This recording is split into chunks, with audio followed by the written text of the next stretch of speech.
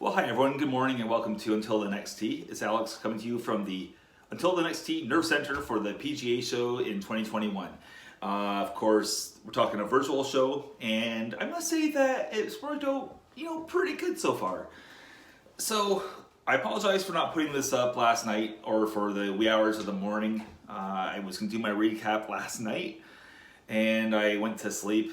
I fell asleep and I never woke up and got out of bed again until 7:30 this morning. Hi, buddy. Hi. Yeah, hi. So, got my pup here co-starring this morning. As some of you know, or most of you know, that's Muskoka. He's always with me. Yesterday was all about talking to more reps, more companies, and getting some background stories on some. So let's dive in and see what I discovered yesterday. So my first appointment was with Jen Saxton. She's the PR person for ShotScope. ShotScope is known for producing their performance tracking devices and GPS, wearable GPS. Oh, bless you, buddy. I had the opportunity to test the V2, which is a pretty. I don't think I got it beside me here. But anyways, ShotScope V2 was a great device, just that it had a couple things I didn't like about it. From a performance tracking standpoint, it's fantastic. You don't have to worry about tagging it. But it was sort of a pain in the butt because you had to upload the course that you were going to play. So you couldn't just show up at a course and have it on the device. And it was sort of kind of big and bulky, not like a brick, but it was pretty big on the wrist. So they introduced the ShotScope V3 back in June, and all they've done ever since they've had it is sell out of it. So it's been moving very well. Size-wise, it's a little bit smaller and a little bit lighter than an Apple Watch. So, they've also included 35,000 preloaded golf courses on it, which is a big improvement over the prior generation. And of course, like I say, it's a more compact, more slim design, which is, absolutely ideal. And they've also introduced some rangefinders as well. They've really shown that they're interested in evolution and listening to the consumer base of what the consumer wants. So that's, kudos to ShotScope for a good looking product, and it does look good. So moving on, let's see here. I had a meeting with Taylor Cooney of Skechers Golf, and if there's one shoe brand that really impresses me, and it's a competitive part of the market, it's Skechers, because they've done so much research on the physiology of the foot. They've done tons of R&D just with their walking shoe lines or running shoe lines, and year in and year out, they just produce great products. And the best part about the products, you're not going to pay $200 for a pair of Skechers. You're going to be, paying $149 American for their premium pair. Of note, they have like a dial fit tightener for the shoe, or fastener, I should say. And while there's a version available that's spikeless with a dial style of fastener in the women's shoes, there isn't in the men's. And so they have some great shoes coming out, including the I think it's called the Arch Fit, which is a shoe that basically has a built-in orthotic into it. So Skechers, they have some great stuff coming out, and I'm looking forward to April when they bring out that Arch Fit golf shoe. Afterwards, I had a great meeting with, trying to remember who the next one was with. I gotta look real fast here. Oh, actually, yeah, there's a training aid that I, learned of through the PGA show virtual showroom and the exhibitor list, and that's called EndSwate. And this is a very good, very basic training aid. Someone like myself, who teaches, is trying to improve on their game. Whether you're a tour pro, whether you're a 10 handicap, a 30 handicap, this device here, it just goes onto the end of your club. So I'll just grab a random club here. So you just slide on the butt end of the golf club, and they have different increments of weights. So there's like 7 ounce and like say a 14 ounce on the heavy end.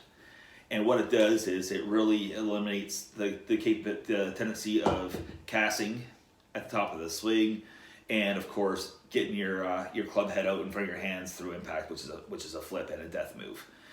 So you're going to develop lag. You're gonna get the real sense of the handle passing through impact first, and then the club head. So a really cool thing there called EndSwate. That's EndSwate.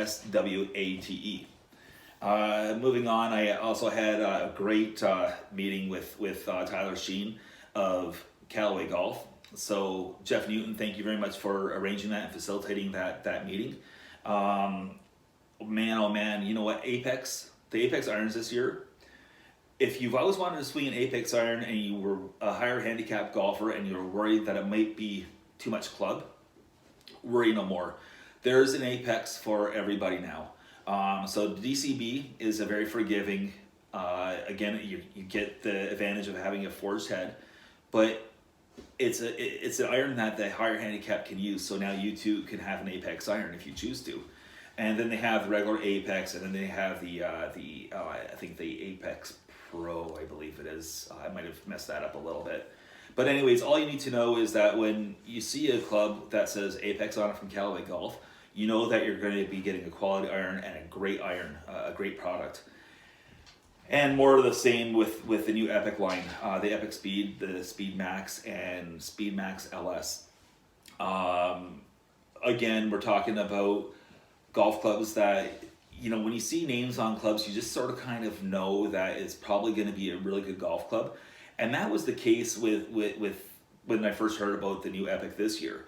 You know, I loved the Epic back in 2018, I think that was. No, maybe it was 17. I can't remember when it was actually, so I apologize. Either way, the Epic was amazing. I loved Epic Flash. And then, you know, now there's this Epic. Conversely, I was sort of kind of meh on Rogue. I mean, it performs, but it was lacking something. And last year on the Maverick, I was really indifferent towards it. I was lukewarm. So I actually predicted before the PGA show last year that it was basically a Rogue with flash face. That's pretty much how I thought it was going to be. And I don't know, it just didn't do anything for me. This year, though, I think you're going to see the Epic Speed line is gonna be a fantastic line of golf clubs. Whether it's the driver, whether it's the fairway woods, whether it's the hybrids, it doesn't really matter. Then I also took part yesterday in a podcast. I appeared with Holly G of the Golf Insiders. Holly, if you see this, one of these days I got to ask you for the proper enunciation of your name, your last name. I got the Holly part. That's a slam dunk, but not your last name, so I apologize. But anyways, I had a great talk with her, and check out her podcast called The Golf Insiders. Conversely, you know, we're going to have a little bit of a reciprocal thing here. She'll be appearing on my show as well. She's a great chat with great stories. So I'm looking forward to hosting her and hearing what I sounded like on her podcast. Ooh. Poor Holly. I feel bad for you.